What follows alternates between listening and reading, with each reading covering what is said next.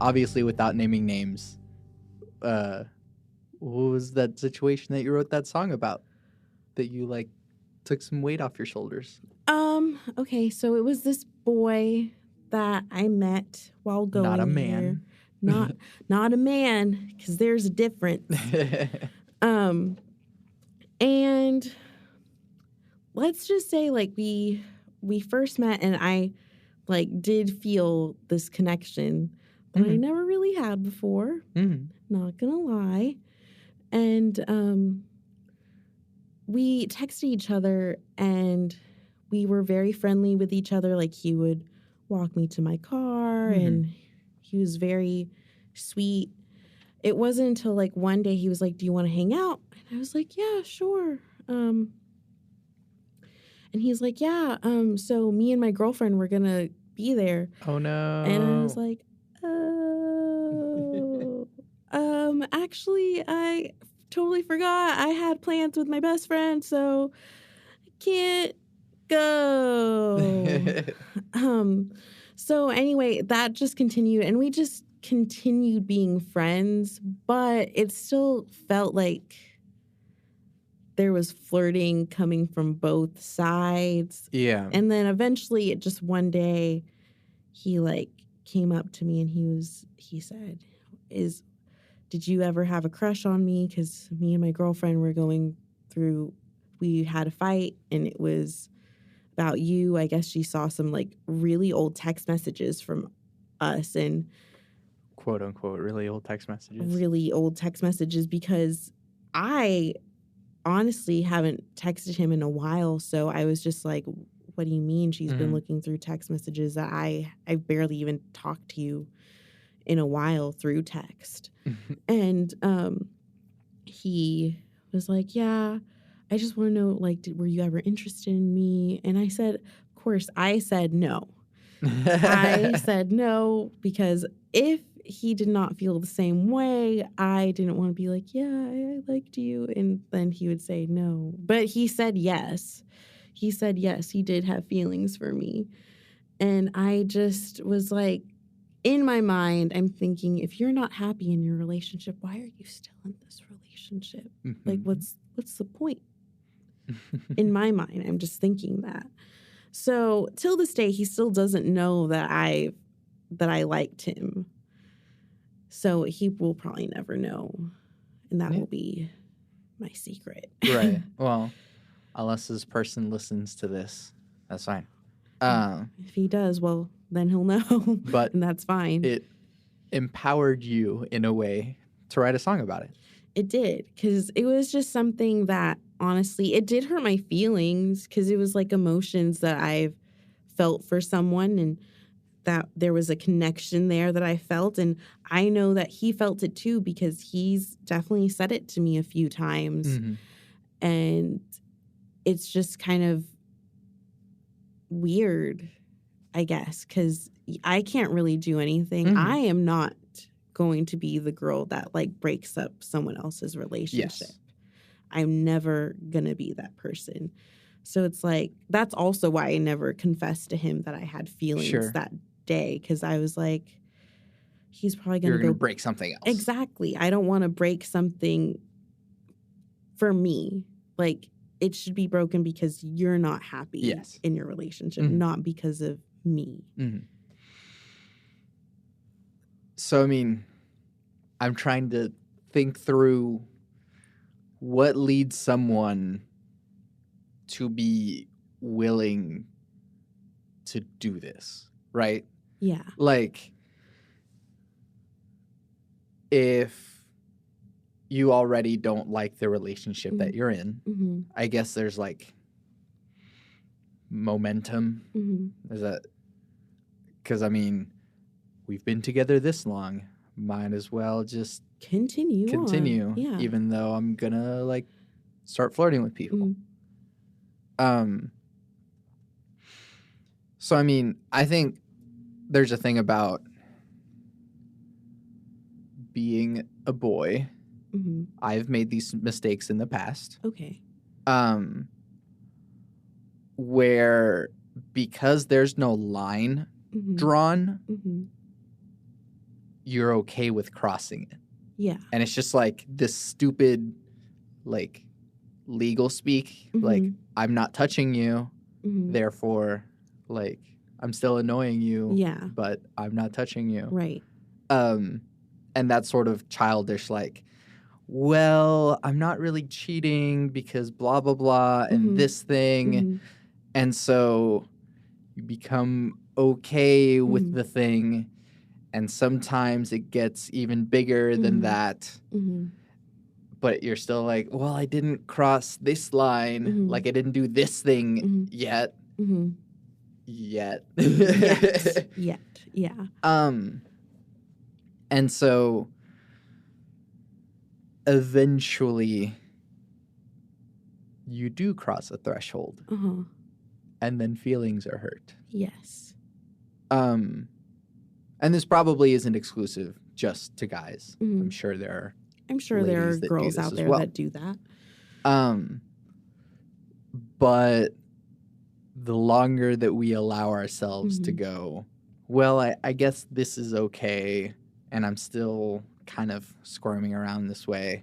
I'm about to make a leap of logic, but like, it's the same way that people justify abusing their significant others in relationships and being the abuser or cheating on people or whatever it might be. You let that run long enough and you go, well, I'm not doing this, so it's okay. Or eventually it's just like, well, I have to do this or else blank. And so I'm going to hit my wife or like whatever that. Yeah. You can take that sample out of context and just say that I hit my wife. But I've said worse things hypothetically on this podcast. But gladly, I'm not running for some sort of political office, nor can I. So that's fine. But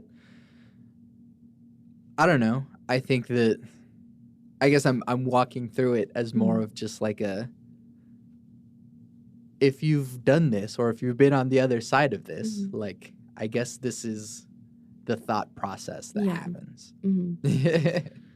Because I definitely have thought about it. Because it's not just like I've heard other, even like guy friends that I've had that they'll talk about how they're not happy in their relationships and they'll talk to a girl or something. And I'm just like, you're not happy. Why are you still with this person? This person's also going to get hurt if you don't want to be with them anymore. Just tell them, you know? So then I'm like, is it kind of a good thing that I guess it didn't pan out? Because would I end up being the next girl that would he not be happy with? And then he would find someone else to be flirty with? That's also like where my next logic. Sense like makes me think like maybe it was a good thing that nothing panned out from it. Sure.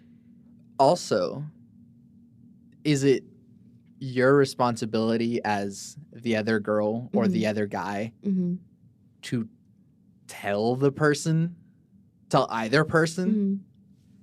I don't know the answer. I'm just kind of speaking out hypothetically. I think it depends.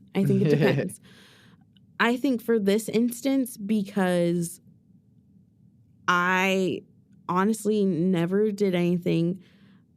If I flirted with him, it was mostly like when we were actually together. There was no like actual text messages that I would send that were like, that could be seen as like, oh, she's being flirty or anything.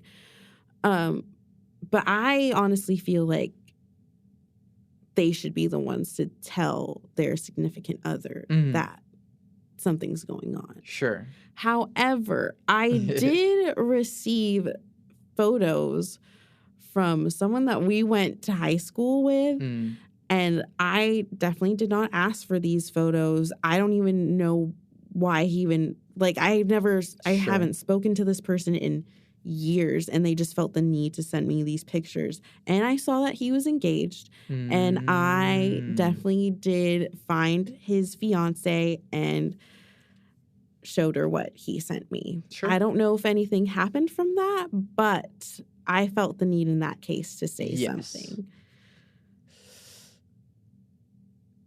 Does this happen to ladies often? I'm sort of saying that hypothetically, but I kind of know the answer.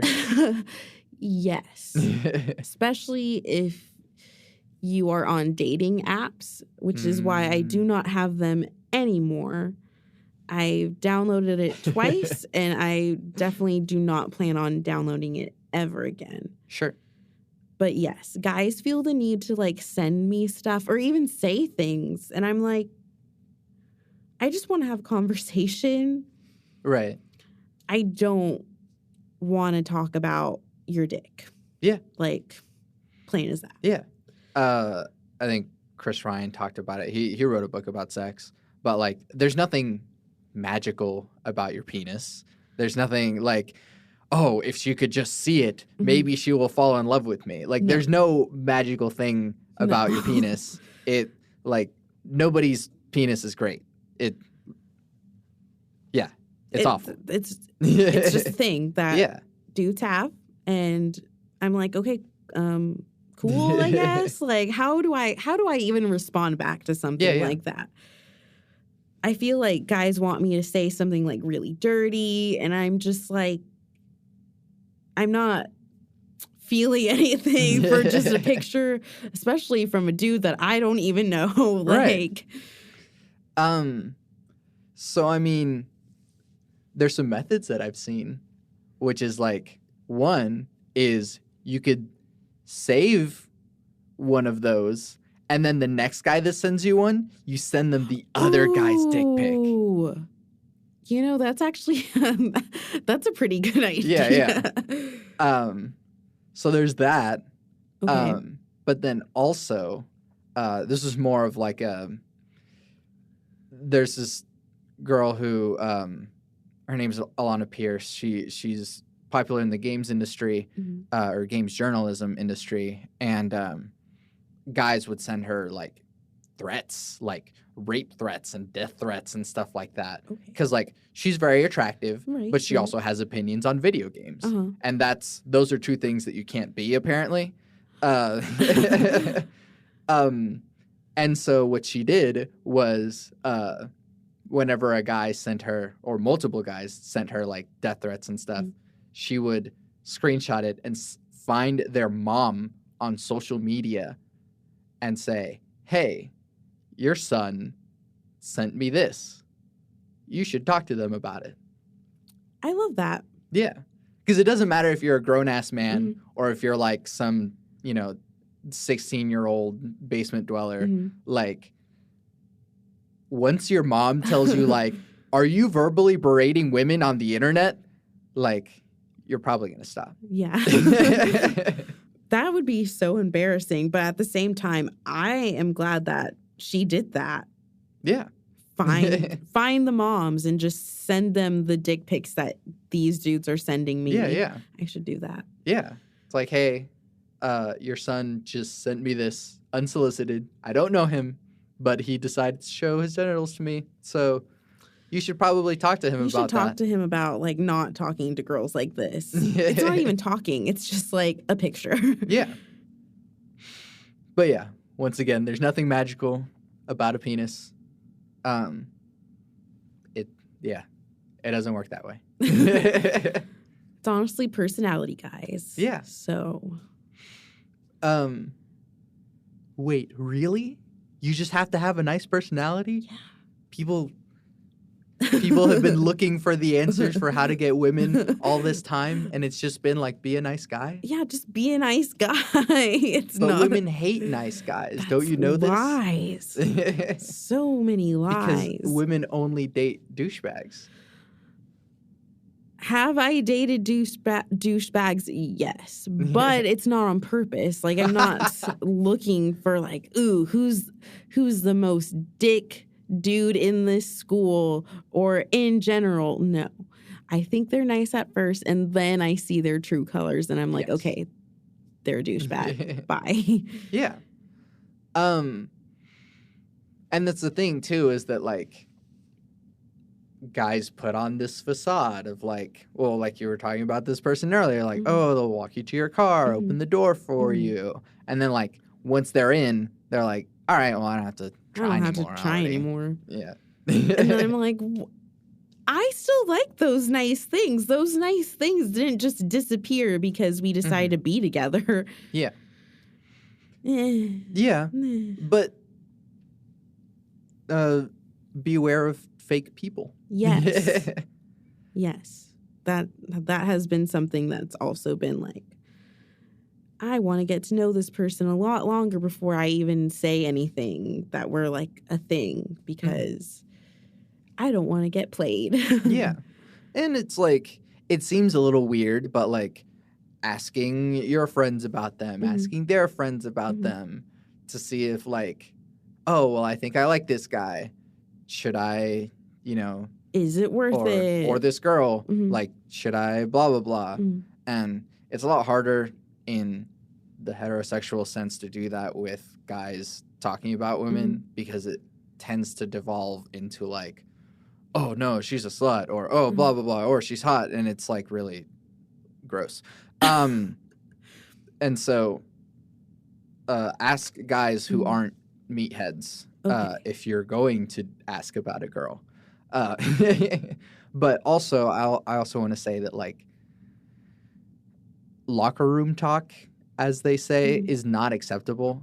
I think maybe because middle schoolers thought it was edgy to talk about girls in that way. And so it just gets normalized because no one in middle school knows what they're doing. And so it's like, oh, this guy that's in 8th grade is talking about girls this way, and I'm in 6th grade, and he's super cool. Nobody knows what they're doing. Locker room talk isn't okay. You could just respect people as human beings. But, so I think we should even take it a step further and go, anytime anyone is talking that way about anyone in either direction too, I don't know if women talk this way about men, but it's like, if anyone's like, oh yeah, they're super hot, blah, blah, blah, and like objectifying them, maybe if you're hearing this, take a step in and be like, hey man, you sound like a douchebag, and you should probably treat women as human beings, or treat other human beings as human beings, because you're not going to get a whole lot of relationships that way if they find out that you're talking about them in this way. So true. Yeah. It's not that hard, guys. Yeah. But aside from that, yes, asking friends about another person to be like, hey, is this guy a douchebag? Because they're likely to tell you. Yeah. That could save you a whole lot of time. Yes. I mean, have you been the advice giver on that front? Yeah. I mean, if people ask me for advice, I'll give you advice. But it's very rare that I will give advice just for the sake of giving advice, because I feel like there's a line, there. And unless it's like my best friend, like Jordan, if you're listening to this, I would definitely tell her straight up, like, I don't like this person for you. But if someone else was like asking me about relationship advice and they personally asked me, I would be like, okay, I'm going to give you advice. It's going to be really blunt. It's going to be really honest. Take it how you will. And maybe you shouldn't be with this person because of X, Y, Z or whatever. Yeah. Honesty is important. On that front, just to like take a side tangent here, how do you take criticism? Because sometimes I'm bad at it. Oof.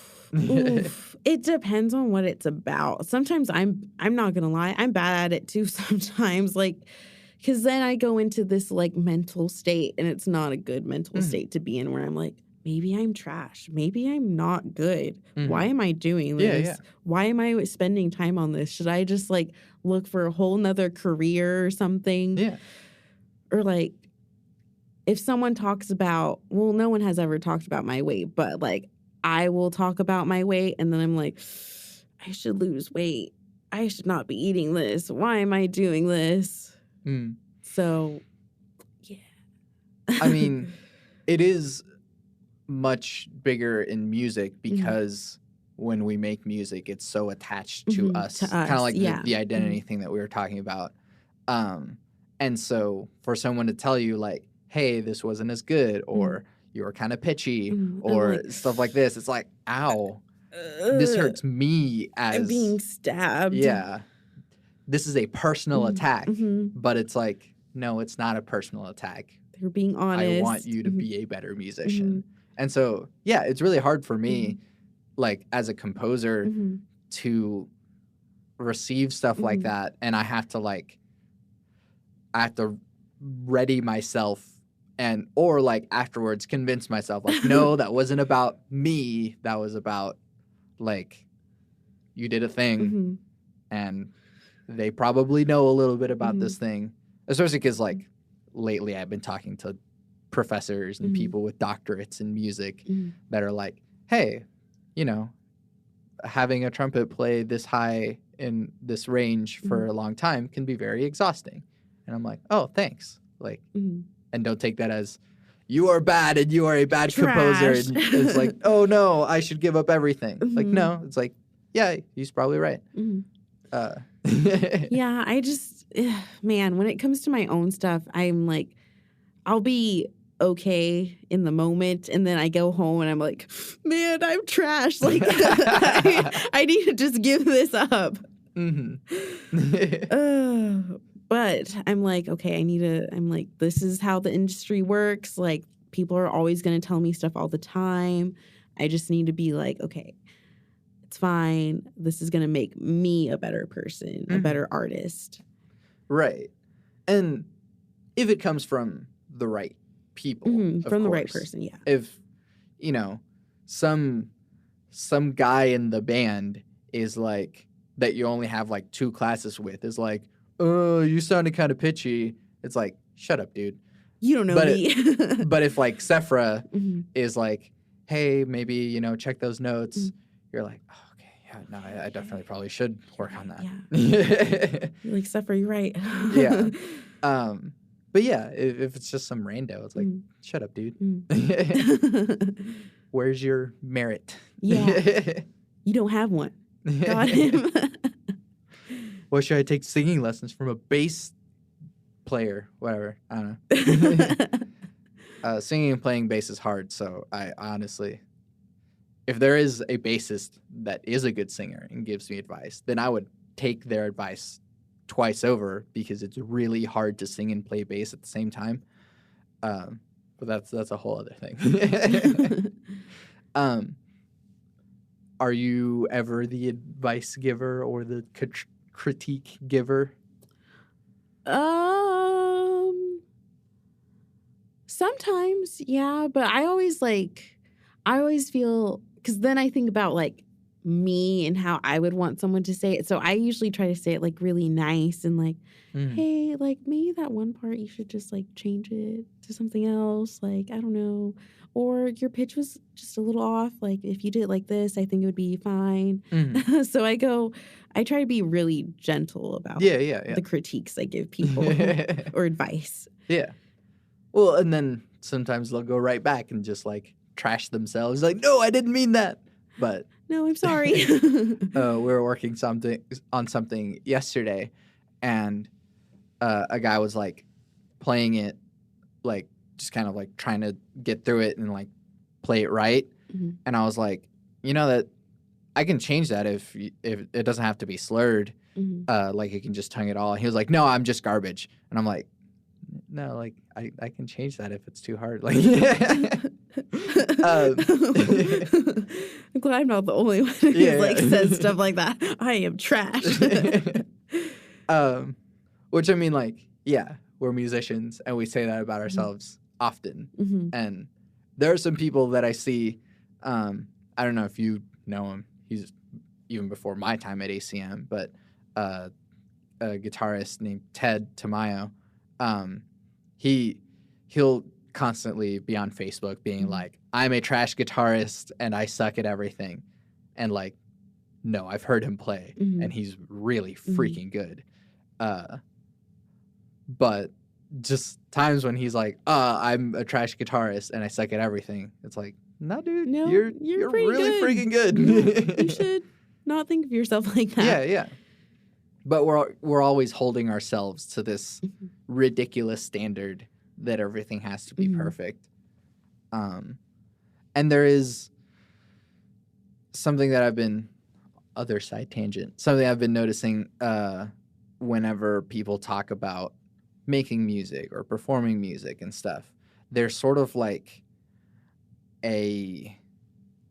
almost like biblical sense that's going on whenever they're talking about like, oh, whenever the Beatles recorded this, they did this thing and that's how that turned out. Like that's the story, the legend behind the thing. And not really. Everyone was just kind of going through the thing and they made it. Yeah. I'm like, technically we're all going through the thing. It's just how we come out of it, if we're like good or not. Yeah. So I don't think there's like anything really like magical or like, oh my God, the Beatles, they did this. We should maybe try to recreate it. I'm like, you should recreate your own thing. Yeah.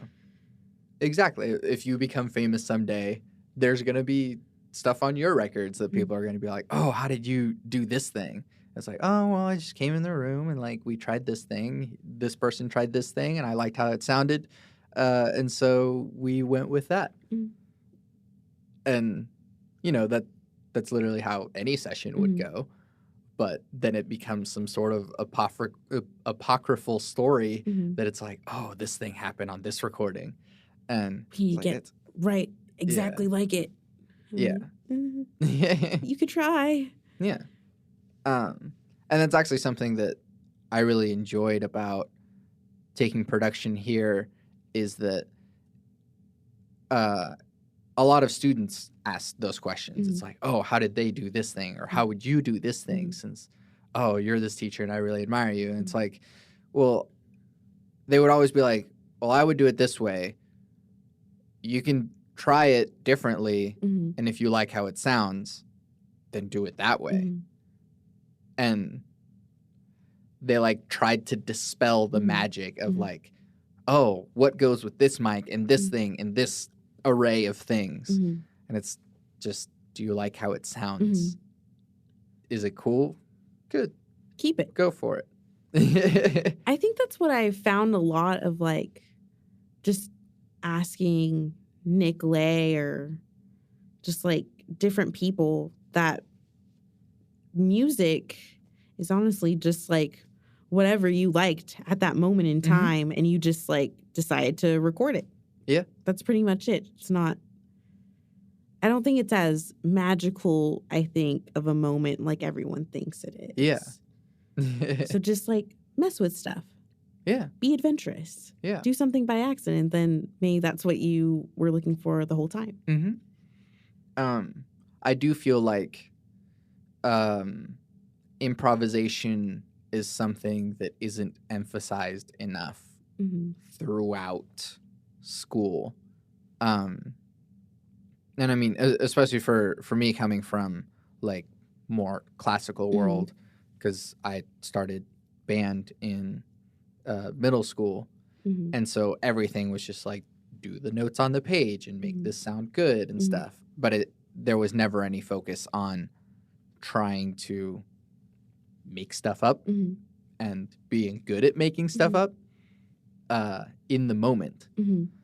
And so even going into college when there would be in just like classes where people would just, hey, we're going to, make up a melody and here we go, improvise. They're like, oh, geez, I can't. I can't. And just try it. If it doesn't work, that's Try fine. again. Because we're just making stuff up here. We're literally just making stuff up here. Yeah, I think so too. Because even like, one of my friends who goes here, his name is Ryan, and he does a lot of like EDM stuff. Like, there's been like once or twice that he just called me over to his place, and he's like, let's just make something, and then he'll drop it or whatever. And I didn't have lyrics already prepared or anything. Like, we made that stuff as we kept playing it over and over again. Exactly. And then it was like, okay, cool. We liked it. He made something out of it, and boom. And I'm like, wow. After like listening to him like master it and stuff, I'm like, wow, we did that. That's pretty cool. Yeah, exactly. But also, you did that. Yeah. I didn't think I could do stuff, but I think that's also why, going back to like the previous topic of me saying just yes to pretty much any project, I also just like not really having expectations to like, they're like, okay, here, just come in today and we'll see what we can make out of it. And I'm like, okay. Yeah, fine. Exactly. That causes less stress for me, so I'm okay with doing that.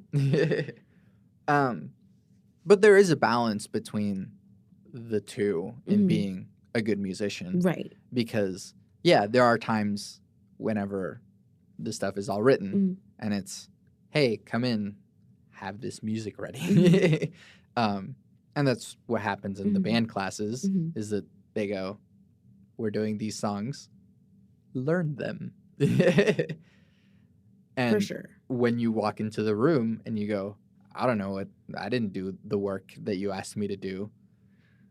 Man. That not only reflects on you as a student, but it reflects who you are as a musician and who you're going to be in the industry.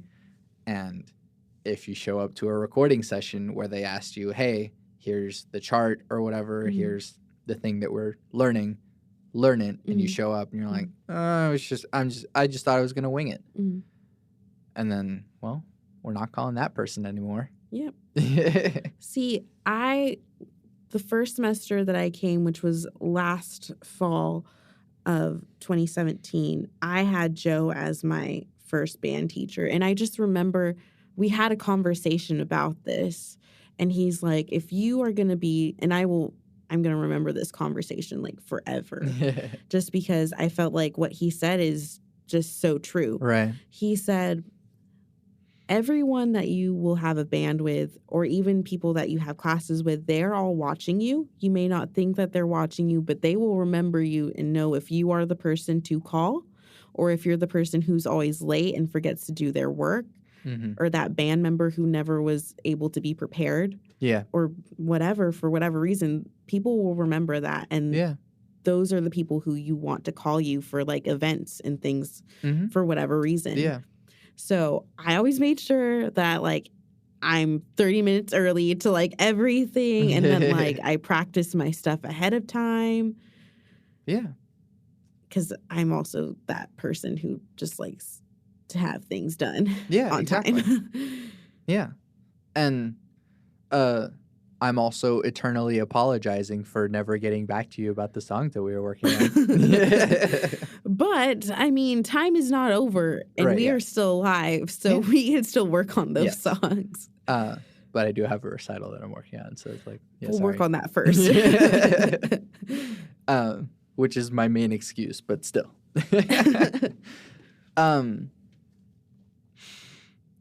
Do you want to have a bigger band? I've already been thinking about having another band that's a little bit more rock based, just because, I don't know, I like doing that stuff too. Yeah. And I like having that energy of being a little bit more edgy. So I've already been thinking about having Tanner and then myself and adding a drummer and adding a bass person. Yeah. So we could have a different band, but still have bedtime as our main thing. Is it necessary to like make a side project for all of the things? I don't know. I guess, I don't know. No, I don't think so. Well, I'm not saying that just because of that, but Mm-hmm. I'm just kind of thinking out loud that if, I mean, yeah, if the band members are different, that's probably a sign for a different name. Mm-hmm. But if it's all like led by the same person, then You know, you're probably right. I guess it's more of like I'm thinking genre-wise, like that's the only reason why I would want to make it a different name. But I don't know. But at the same time, there's like this really big part of me that's like, why do I only have to like stick to one genre? Like, why can't I be this band or artist and also do all of these other genres within that name? Yeah. It's a question that I ask myself a lot. Right. And that's actually a hole that I've been trying to avoid myself, in that I have been putting everything out as just my name, because I don't want to just be like, the first stuff I ever put out per se, that's just my SoundCloud, was electronic ambient music. But then I started writing songs, and I have songs with like a band and stuff, and then composition stuff. So maybe video gamey stuff or film scoring stuff, or even just proper compositions. That's still me. And I don't really want to put a different name under it, because it's all you. Me. Plus, it would get even more confusing if it was just like, my electronic ambient stuff is, you know, blah, blah, blah. And this, and it's all like 3 different people or something. And that gets hard to keep track of. Right. Or making 3 different Instagram accounts. I know. Social media. I only like Instagram, and that's about it. I don't really care for any of the others, because I'm not really active on any of the others. And I kind of mentioned this earlier, but you're good at social media. Thank you. What does that even mean, to be good at social media? I don't even know. I didn't even really consider myself good at social media. I guess I didn't really start posting stuff until last spring. And that's just because I started modeling for fun, mostly to like stick it to all the modeling agencies that didn't want me. So I'm like, look at me. I'm still modeling. I don't need an agency. Sure. But I also just think it's fun. Like, it's just it's another creative thing that I just like to put on makeup and be a character, I guess, of whatever I'm trying to portray in those photos. Yeah. So, but thank you for thinking that I'm good. Yeah. Well, no, because it's a weird thing, but like and they probably teach this in all of the classes and all of the weird courses that you can take on YouTube or something. But like having a structure to your posts and having a pattern that people go, oh, this is Ellie's post, and I already recognize that, because you have like the thing where you have like a song quote, and you have your picture, and like then you have the hashtags, and it's like, it's all like nicely set up. Thank you. Thank you. I did think about those. Like, each picture that I post, I try to like have it match with either the mood I'm feeling that day or like the mood that I was like thinking about during the picture. So, yeah. And then it also gives me a chance to like talk about music that I like and hopefully have people listen to it, which I don't know if they do or not, but hey. Yeah. I did it. But already, like, you're putting out this vibe of like, hey, it's like poetic, it's pretty. I mean, you have professional photography, and so yeah, like you can have like phone selfies on your social media, but like it's really cool to see like, oh, these are all professional pictures. And so it makes your image look more solid. And I say that as a compliment, but also as sort of like advice to other people who are trying social media and like, oh, why don't people like my stuff? And it's like, well, like taking a random couch selfie and just being like mood that says a different thing than having like a professional photograph and be like, hey, look, I have a show coming up and it's on this day. And it's like, wow, this seems really structured and it looks like they're going to be a good show. Yeah. And I also try to like, because as much as I like posting the photo shoots that I do, I also like posting stuff about other people and other events, like at least on my Instagram stories, like Magic Munchbox, when they had stuff, like I like posting stuff about theirs. And if I go to their shows, I'll post like my whole story will be about them. Yeah. Which I think is also good because as much as like, I know it's supposed to be about yourself, but at the same time, it's like, I don't want to see someone's Instagram post and it's only about them the whole entire time. And I'm just like, okay, got it. Cool. Next. Yeah. No, and that's really good because that's actually something else I've been wanting to talk to you about is that you're good at supporting local music. Oh, yes. I'm really bad at that. I guess I don't know what the question is, but like, how? Why? How and why? Okay, so most of the bands that I usually post are bands that like I have friends that are in the bands. Like, for instance, Chelsea Days. I'm going to go to their show on this Friday, but before Chelsea Days, 2 of the band members in that band had love seats. And I worked with Ashton, who is one of the vocalists in that band. But I'm like, we go to school together. We work together. We're friends. Like, I might as well support you. Like, I like your stuff. Same with, like, Munchbox. There's like, really trippy, alternative, funky music thing. I don't even know how to explain it. I'm like, that's great. Cool. They have also just watching them perform on stage is a whole nother level of back to that performing thing. Whenever like, you perform like the music feels, it makes the experience exactly. That much better. And I'm like, and they perform. And it's funny because I know all of them, and I'm like, where did you guys go? Where did you come from? Yeah. Who is this other person on stage? Where did you come from, Cotton Eye Joe? Sorry, you said like 2 of the lines, so. I mean, you had to throw it in there at some point. Same with like Useless Randy. Like they have cool stuff. I'm all about, we're all artists. I don't see why we have to make everything competition. Like, we might as well just support each other. Yeah. If we're all going for this. Yeah. And the hard part, too, is that I've been seeing this conversation happening that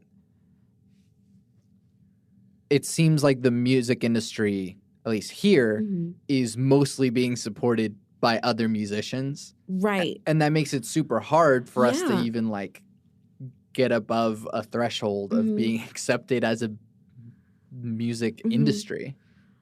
It's a common theme that I've definitely noticed through shows that I've been to. Because one that I went to for Munchbox on 89th Street, like most of the people there were mostly band members. Yeah. And it's just like, it's kind of like, it's great. Like, I'm glad that bands have the courtesy to stay there because I think that that's a courtesy that all people in bands should have because a lot of them don't do that. I'm like, you're in this. Why aren't you here? Anyway, that's another tangent. I'm bad about that as well. We all have our moments, but like, I don't know. And then it's just like either them and then a few friends that they invited. And it's just like, why is no one else listening to this? Yeah. More people should be invested. A lot of it, I feel like, is lack of advertisement that's happening, like, in the city. Yeah, yeah. I don't feel like 89th Street or, like, what's that? Well, I mean, I think they do. It's just that, like, it can only go so far. So far, yeah. Because who's following the music venues? Right. People that go to the music venues places, or people that want to play at those music venues. Mm-hmm. I follow a bunch of music venues Same. on social media because I want to play on on their stages. Mm-hmm.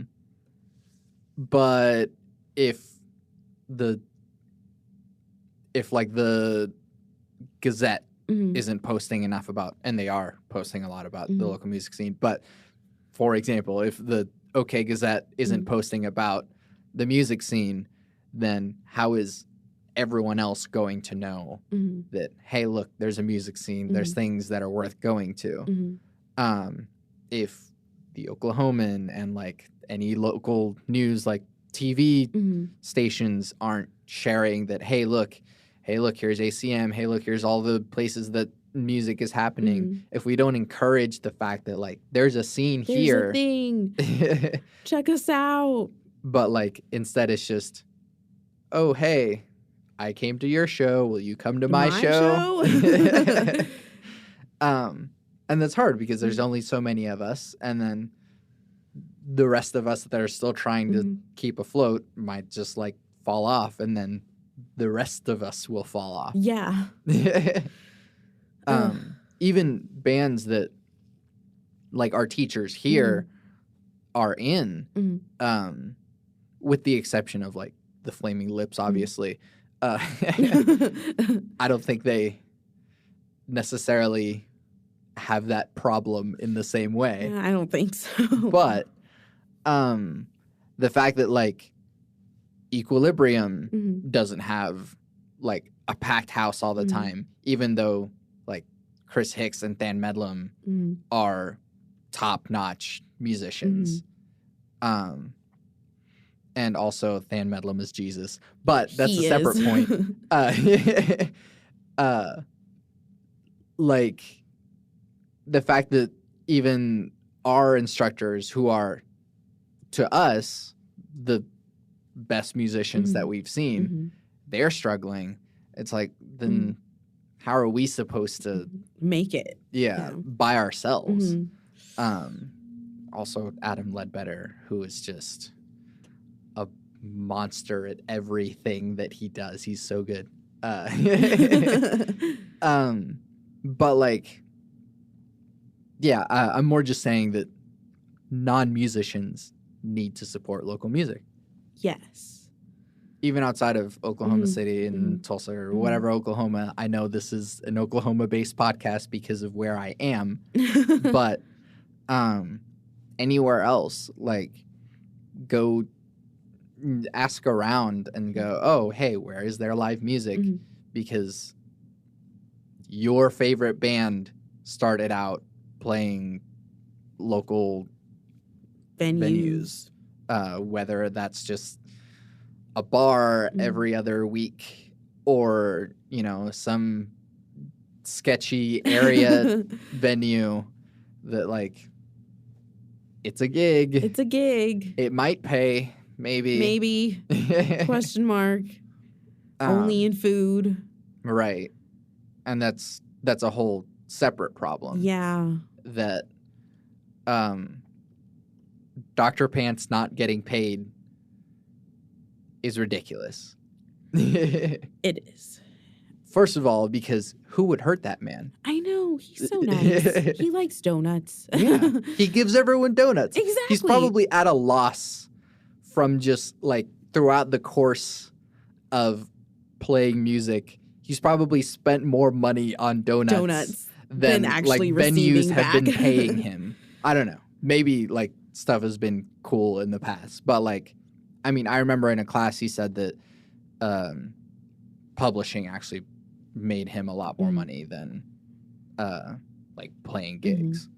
Because I think donuts was on the Today Show or something. Oh, yeah. Yeah. Mm-hmm. And then it's like, hey, here's a cool paycheck. It's like, whoa, great, thanks. Yay, money. As opposed to like, you know, planning weeks to months to put together a set list and rehearse and then put a show together, and then a certain venue that will not be named being like, no, sorry, is like, that's just, why should we even play here then? Exactly. Why should we play anywhere then? And it kind of sucks because I feel like a lot of venues are kind of like that. Like, what's the point of only getting $10? What's the point of playing then? Yeah.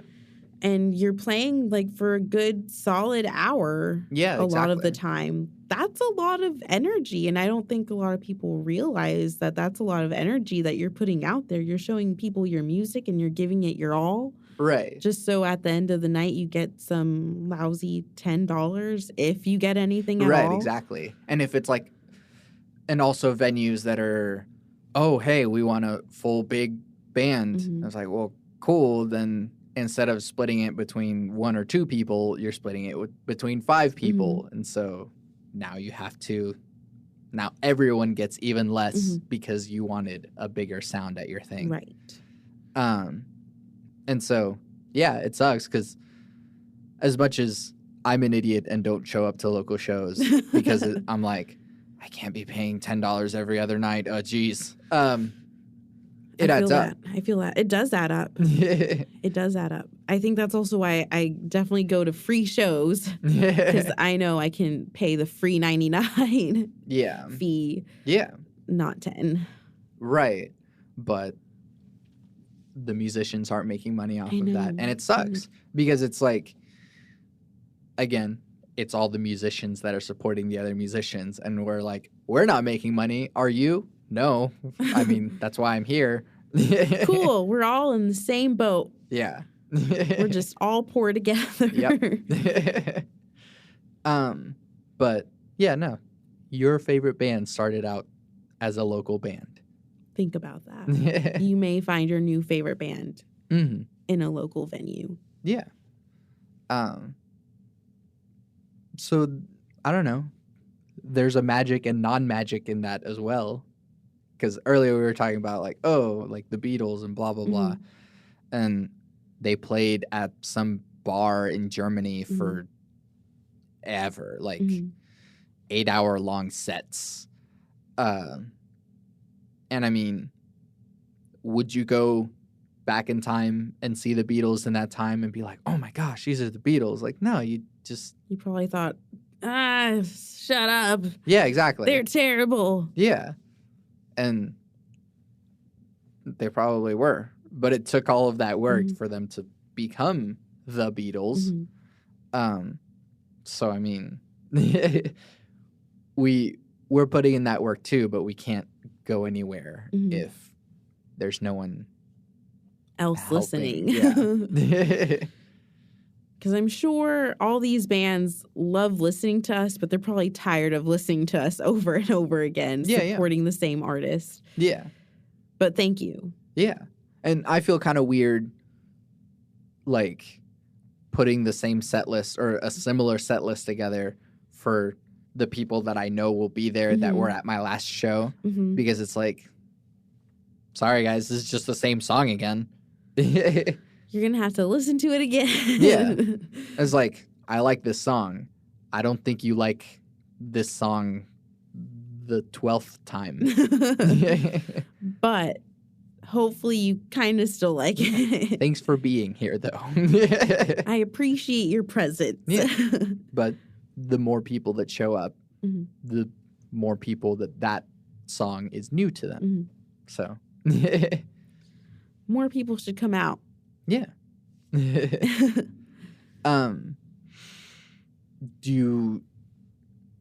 there a better way of doing this? Oof. You did business school. There's something there, right? I don't know. I did.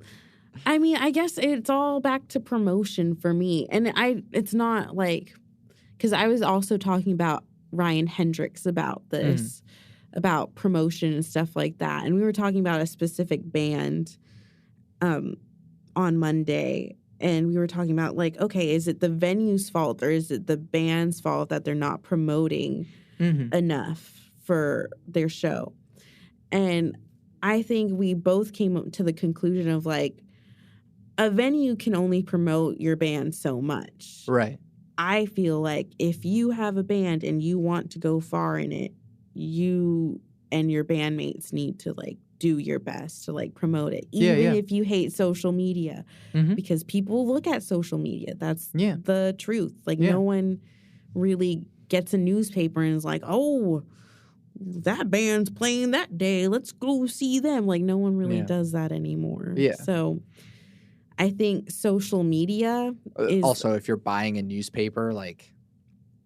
Why are you have better investments to make, but yeah. Sorry, go ahead. Why are you wasting paper like that? Such a waste of paper. Right. But social media. Social media, I think, is a lot of it. I think I see, like, bands like Munchbox, like, I always see them posting something. Yeah. It doesn't matter what it is. Same with my friends, Chelsea Days. Like, they're a new band, but they're always posting something at least every week about stuff that they're working on. Oh, look, listen to this song that we just started making. You should check it out when you come see us live or whatever. So I think a lot of it is, like, bands and even, like, each person in the band promoting in their own social media should, like, do that. And I think that helps. Yeah. I still suck at social media. And then, like, the other part is that for me, it takes a long time because I'm posting all of the links to wherever else anyone can get the podcast. And so it's like, it's a lot of copy pasting. It is. But, like, I'm just lazy. But no, I think that, that will always have an impact as long as people are seeing that. Just don't go to my Facebook because it's all memes. Unless you want memes. Yeah. Yeah, if you friend me and you're like, oh, what is this? All it is memes. It's like... That's the point. You know, you knew you were getting... Memes are important. Yeah. Is there anything else to add on that local scene topic? No, just keep supporting us, local artists. Yeah. How else can we make money? That's not a rhetorical question. That's like an actual question. How else can we make money? I mean, for me, I am interested in a lot of aspects of the music industry. Yes, performing and writing music is my favorite form. But I also find, like, being a booking agent is, like, another cool thing to venture into. So that would be cool. I also have seen a lot of my friends who do photography. Like, that's another form of, like, you doing art and also getting paid. Yeah, exactly. Which I think a lot of people I don't think realize, like, to be an artist, you need to have more than just one hat. Sure. You need to have multiple hats to be especially successful. nowadays. Yeah. Or you're just not gonna eat. Yeah. I would say, like, Nick is one of my people that I look up to. Nick Lay, Ryan Hendricks, Sephra, like, all of them, they have so many hats that they play, so many roles that they dive themselves into. Like, production, I want to learn production. Yeah. I think it's kind of silly if you are a singer and you're like, I don't want to learn that. That's too hard. Like, why not? You should just know it. Like, even if you don't know exactly what it is and you're just exploring, messing with it, you could have a conversation with someone who is also in production and be like, hey, this one thing I did one time, I just pressed this button and I think we should try it for this. And then they would be like, oh, okay, cool. I know what you're talking about. Like, even having that dialect with someone in production can make it so much easier for you to communicate with someone. Yeah, well, and as a producer myself and engineer, that, like, it is super helpful whenever someone is hey, I know that this is my like output setup. So if you want to, do it this way, that'll make your job easier. And it's like, great. Thanks for knowing that, so that whenever I'm setting stuff up, it doesn't mess me up anymore. I actually really liked that. It wasn't this time, but last year, a band had a keyboard, and they were like, hey, yeah, the left one doesn't work, so do the right output. I was like, great. That saved me like 5 minutes. Yeah, it's little things like that. Or even taking the live sound class, that has helped me so much. Yeah. Learning how to, when you're in a studio or if you're in a band, learning how to wrap cables and like pick up your stuff and move on. That way someone else can go into the studio or like put up their stuff for their next set. Like that makes it so much easier. Over, under, please. Yes.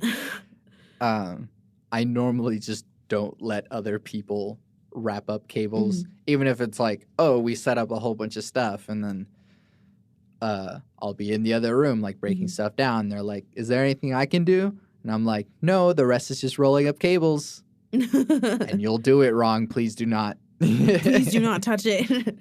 But yeah, I really appreciate whenever someone, like a performer, hands me a rolled up cable that is correct, and I'm like, yes, so much time saved. Yeah. Yeah. So I remember the little things. I know, it really is. I remember one night I was in the studio and it was on the second floor, and we knew that we were like cutting it close. Like it was almost time for us to leave.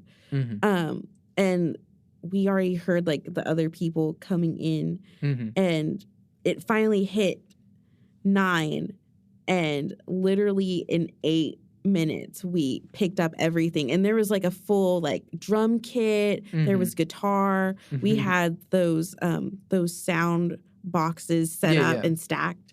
We picked it all up in like less than 8 minutes. And Stuart was like, oh my God, like I never seen anyone pick up this room so fast. That saved so much time. So I don't know, I just think little things like that that musicians, singers should probably like think about. Yeah. And that's kind of the thing that you're talking about, that like Joe had said, that everyone that you're interacting with is like, they remember you, they're watching you. And while these are like fun, friendly, musical relationships, these are also professional relationships. And so whenever you do break down a room really quickly and really well, hey, look, these people are considerate of our time and each other's time. I like them. I'm going to be happy the next time that they're here. I would be happy to work with them. All of that adds up. Right. But if you're a diva over emails and over like whenever someone's running sound for you, you're not going to get a call back. So just be kind. Yeah, be kind. Be helpful if you can. Be respectful of people's time. All important things. Yeah. Cool. Where can we find you and your things? You can find me on Flowerboy, but boy with an I, _94 for Instagram, because that's where I mostly do all my social media. Yeah. But also I have a Twitter now, and it's under the same name. So yeah. And then Snapchat, if you're into that. But and then your band. And then my band, we are Bedtime the Band. You can find us on Instagram, I was about to say social media, Instagram, Twitter, Snapchat, SoundCloud, Facebook. Yeah. Yeah. Sweet. Thank you again for doing this with me. Thank you for having me. A interesting ride of conversation topics. We eventually landed on music and stayed there. But, yeah. We knew we would. Yeah. It's music. We're into music. It's a thing. Really? We like music? Who would have thought? Me, I don't like music. Okay. Well, you're doing pretty well. Thank you. That's a lie. I love music.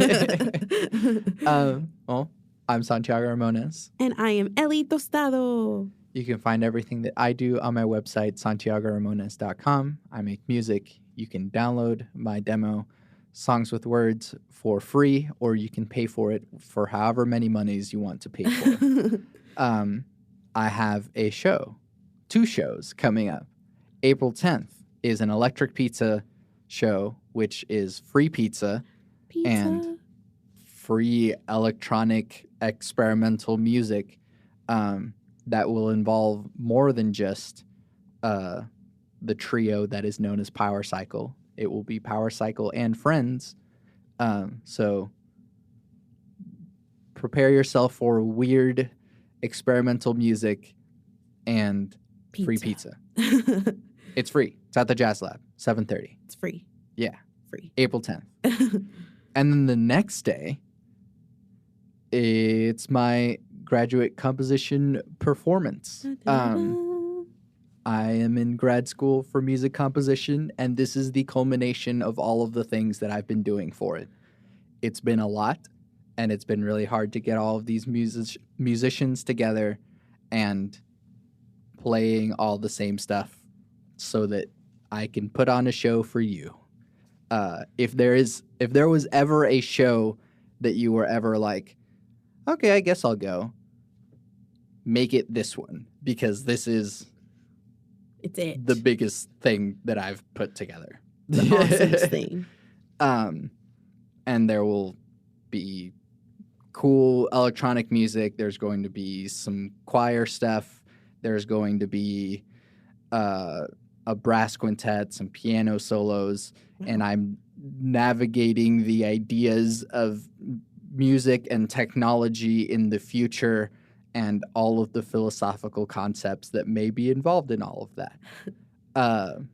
As well as just like some cool stuff that I wrote and some video games and some people that we talked about and are in the room may or may not be singing in that thing. Yeah.